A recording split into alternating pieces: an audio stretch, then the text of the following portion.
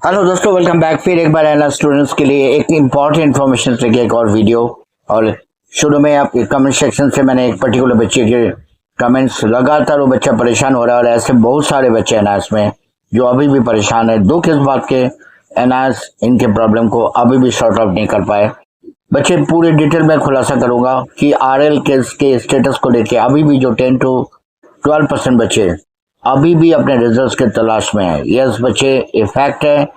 कुछ बच्चों के रिजल्ट्स को अभी भी पूरी तरह से शेप देने में एनआईएस नाकामयाब रहा और इसी चलते जो एग्जाम फीस विंडोज जो बच्चे फेल हो गए उनके लिए जो विंडोज ओपन है, वो ओपन करना है, वो अभी तक ओपन नहीं करा गया। इस वजह यही है क्योंकि अभी तक बहुत सारे बच्चे हैं, 10 से 12 हजार बच्चे इस तरह के हैं जो अपने रिजल्ट्स को क्लियर जान नहीं पाए। इट मीन्स एनआरएस इनको अभी तक ही नहीं बता पाया क्या वो पास है, क्या वो फेल है, या उन पे कौन सा केस लागू हुआ है, क्या अनफेयर मीन्स का केस बना या कुछ और वजह है। यस बच्चे, मैं सीनियर अथॉरिटी से बात किए, बिल्कुल अभी आप परेशान मत होना। कुछ समय देखो, आपको स्ट्रेस तो झेलना ही है क्योंकि जब इस तरह के रिजल्ट सामने आते हैं, जब बाकी बच्चे पास हो जाते हैं या फेल होते हैं और कुछ बच्चे लटक जाते हैं बीच में, उनके लिए एक ऐसी स्थिति पैदा हो जाता है जो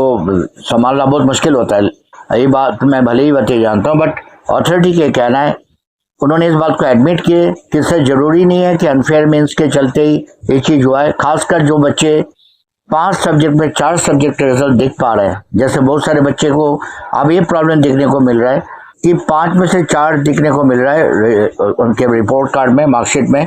5th सब्जेक्ट की कोई जिक्र नहीं है, लेकिन उनको ये भी नहीं बताया गया कि क्या वजह है।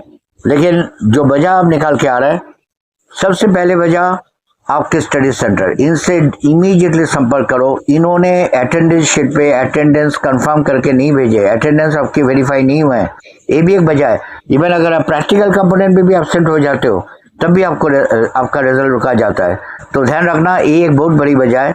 और सेकेंड, टीएमए अपलोडिंग, ये भी ऑनलाइन प्रोसेस है। आपको पता है टीएमए के मार्क्स जो अपलोड होता है, बहुत सारे स्टडी सेंटर लेट लतीफ होता है या उनका काम करने का तरीका अप टू द मार्क नहीं है, वो भी एक वजह है। एनआईएस अथॉरिटी ने एक कहा है, सीनियर अथॉरिटी जिनसे मेरे बातचीत होते रहता है, उनका कहना है सर कुछ केसेस ऐसे भी है टीएमए मार्क्स अभी तक अपलोड नहीं हो पाया, उसी चलते भी सब्जेक्ट रुका हुआ है।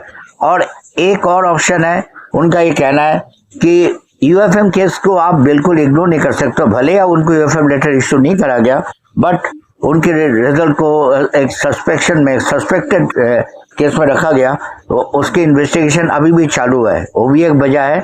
तो ये ऑल टुगेदर ये सारे वजह, पर मैं बार बार बता रहा हूँ, जरूरी नहीं है कि अनफेयर मीन्स की केस लगा आप पे और आप